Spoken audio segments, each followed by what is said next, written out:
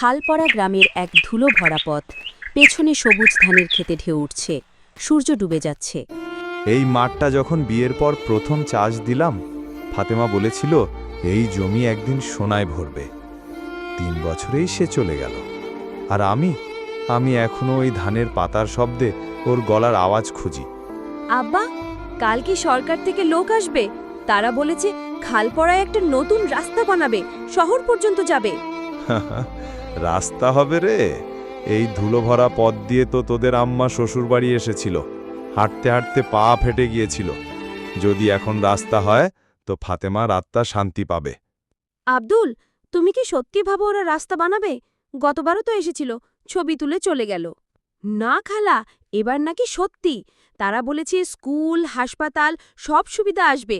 আমি চাই আব্বাকে আর কাদামাটির পথ ধরে হেঁটে বাজারে যেতে না হয়। শুধু আমি কেন রে, আমি চাই এই খালপড়া যেন শুধু ধুলো নয়, স্বপ্নেও ভরে ওঠে। এই পথ দিয়ে যদি রাশেদ একদিন কলেজে যায়, তাহলেই আমার সারা জীবনের ক্লান্তি সার্থক।